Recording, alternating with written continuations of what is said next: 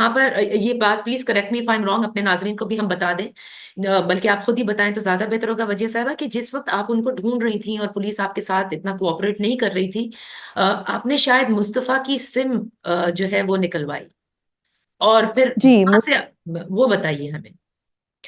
जी मुस्तफ़ा के पास ना दो फोन्स हैं। हम्म। एक आईफोन है जो नॉन पीटीए है, ठीक है। वो जैस डिवाइस से चलाता था, उसका व्हाट्सएप वगैरह और सारे अपने सोशल पेजेस और जितने भी।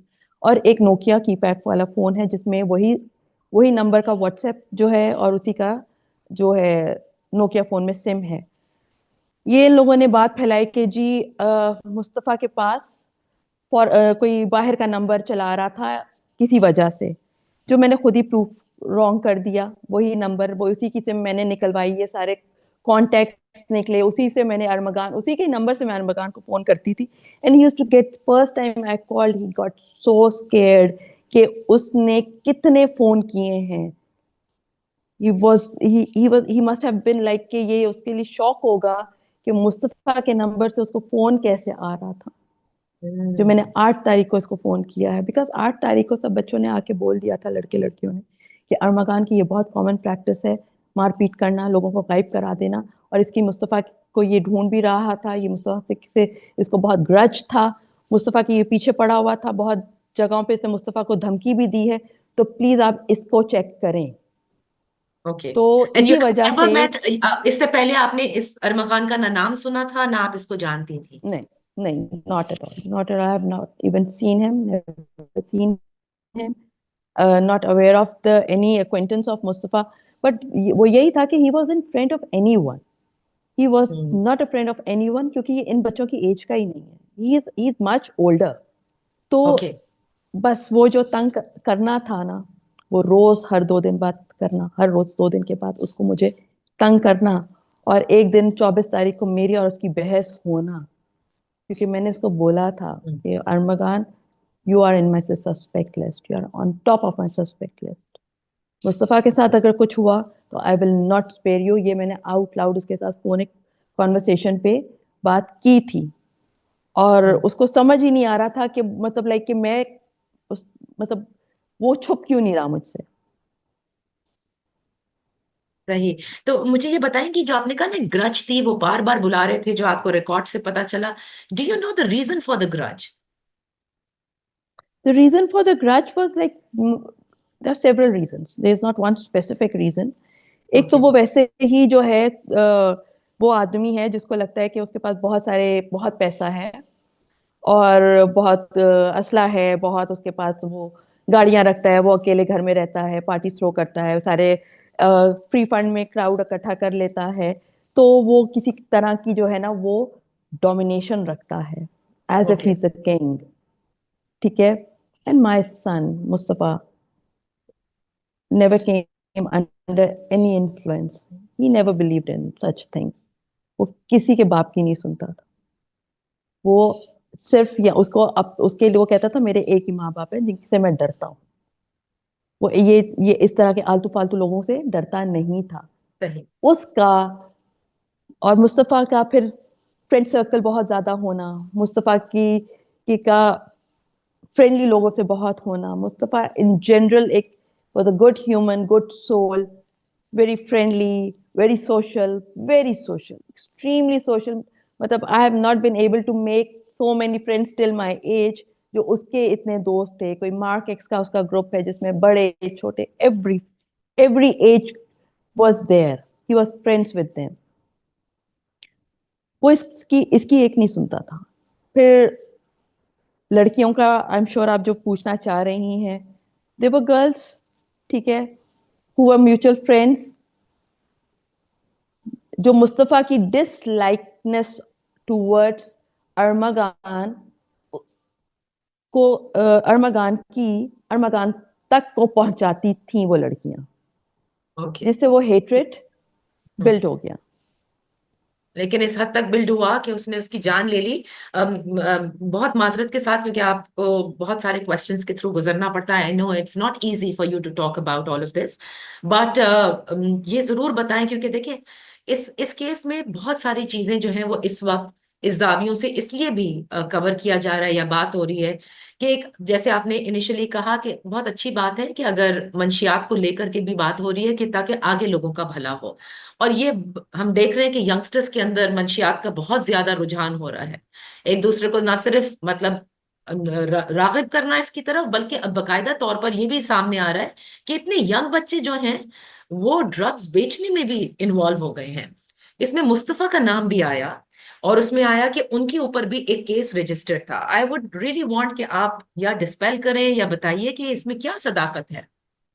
नहीं जी, मुस्तफा पे नहीं, मुस्तफा के पास मुस्तफा के ऊपर पेडलिंग का कोई केस नहीं है। Let me okay. Clear this. एक लड़का, तैमूर नामी लड़का था, इन लोग का ही दोस्त ही था। उसने कोई पार्सल इस्लामाबाद, लाहौर भिजवाया था, आई एम सॉरी। वो पार्सल कहीं रिटर्न हो गया, और एंड ही आस्क्ड मुस्तफा, और वो खुद लड़का जो है वो लाहौर ही चला गया। उस लड़के ने कहा कि उस तैमूर लड़के ने कहा कि मेरा पार्सल वापस आ गया है, तो प्लीज आप जाके ना उस पार्सल को पिक कर लो। तो मुस्तफा जो है बेवकूफ, उसने कुछ सोचे समझे बगैर वो लेपिड के ऑफिस जाता है।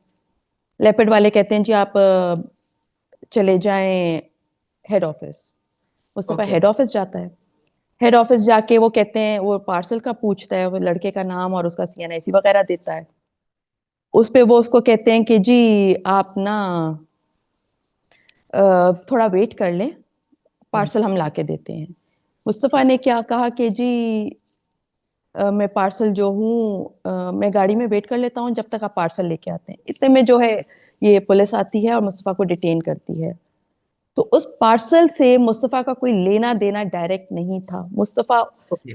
Only on telling his friend, on a say of his friend, went to pick the parcel, जो कि उसको पता भी नहीं था कि उसमें है क्या। इतना बेवकूफ नहीं है मेरा बेटा कि अगर वो कोई चीज भेजे और उसको पता हो कि वो वापस आ गई है और वो लेने भी चला जाए। कोई कोई ऐसा कोई इतना बेवकूफ नहीं होता है। he was सही। not aware of it। मैंने कहा ये वही कोरियर सर्विसेज जिनके आजकल इंकशाफात हो रहे हैं कि बकायदा कोरियर सर्विसेज हैं जो ड्रग्स की तरसील के अंदर पाकिस्तान के अंदर बड़े मजे से घरों तक आ रही हैं। गुज़िश्ता रोज आपने प्रोटेस्ट भी किया बकायदा 3 तलवार पर, और सिविल सोसाइटी के मेंबर्स भी थे जस्टिस फॉर मुस्तफा करके।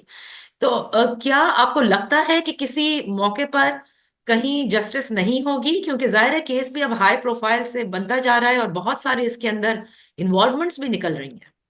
जी ये मेरा जो ये सिविल सर्विसेज वाला तो सेकंड प्रोटेस्ट था। इससे पहले मैंने एक फ्राइडे को प्रोटेस्ट किया था। सारे उसके फ्रेंड्स, फैमिली, मेरे मेंबर्स, हम लोगों ने एक बहुत पीसफुल से जाके अपना एक रजिस्टर करवाया था प्रोटेस्ट। आज ये जो बात कर रही हैं, ये आज मैं यही सोच रही थी कि इतना क्लियरली क्लियरली एक मर्डर हुआ, इतना क्लियरली एक murderer with evidence, with an eyewitness and also an accomplice, ठीक है, we fear still we fear, you know what everyone comes and say to me, आप अल्लाह करे आपको इंसाफ मिले, अल्लाह करे आपको इंसाफ मिले। या अल्लाह ने करना है तो अल्लाह तो मुझे हुक्म देता है कि तुम भी कत्ल करने का हक रखती हो। मतलब तो फिर ये निजाम क्यों है, ये जस्टिस सिस्टम क्यों है कि अगर अल्लाह करे मैं दुआ करूं, हर कोई दुआ करे कि अल्लाह करे मुझे इंसाफ मिले, मतलब क्योंकि हमें एक जगह की इनसिक्योरिटी है कि हमारा सिस्टम वीक है। ये सिस्टम तो नंगा होकर सामने आया ना जिस वक्त आपने एफआईआर दर्ज कराई। पुलिस का जो रवैया था, अगर ये आपको कॉल ना आती तावान की, तो ये तो केस ट्रांसफर होना ही नहीं था सीआईए और एवीसीसी के पास, और आप तो इसी तरह थानों के चक्कर काट रही होती। बिल्कुल सही कह रही हैं। ये तो आपको पता है नादिया, मेरा केस इन्होंने सेल्फ हाइडिंग का बना दिया था पुलिस वालों। तो बच्चा तो खुद ही सेल्फ हाइडिंग में है। मतलब like why my son will go hiding, उसके पास अपनी गाड़ी है, उसके पास अपना कमरा। सही बात। आई यूज्ड टू से आई एम स्टूपिड। ठीक है, आप उनको ढूंढना ही नहीं था, और they were under the pressure from somewhere else, और दे न्यू, और दे Yeah. हैड उनकी डोरें किसी और के हाथ में थी। लेकिन ये तो है कि हाँ, रैंसम कॉल आई। जहां 24 को मेरी लड़ाई हुई इससे अरमगान से, 25 को रैंसम कॉल आई, वो मेरे लिए ब्लेसिंग हो गई। 10 दिन के अंदर मेरा केस क्रैक हो गया, वो आदमी एटलीस्ट पकड़ा तो गया। अगर मुझे मुस्तफा 12 तारीख को मिल भी जाता, उसकी बॉडी मिल भी जाती, तो मैं इस जानवर को कभी नहीं पकड़ सकती थी, जिस तरह से इसने अपने आप को छुपा के रखा था। हम सही है। कभी तो नहीं वजह पकड़ साहब ये पाते। मुझे बताएं, उनके फादर का रवैया तो सबके सामने है, और आज भी जो मुंतजिम जज के हवाले से बात आई कि उनके फादर उनके चेंबर में मौजूद भी थे। फिर जो वीडियोस भी सामने आई थी, आपको याद होगा जिस तरह से वो बिहेव कर रहे थे नेक्स्ट टाइम जज के चेंबर में जाने के लिए। अब तक आप लोगों से कोई राब्ता उन्होंने किया हो इस हवाले से, इस केस के हवाले से? जी, he have every, I will not जज him how he is behaving. वो पैनिक में है, घबराए हुए हैं अपने बच्चे के लिए। वो शायद इतना उनको इंटेंसिटी मुझे लग रहा है समझ ही नहीं आ रही है। वो इतना डिनाइल में है कि उनके लड़के ने इतना घिनौना काम कर दिया है, इतना एक ब्रूटल एक्ट कर दिया है।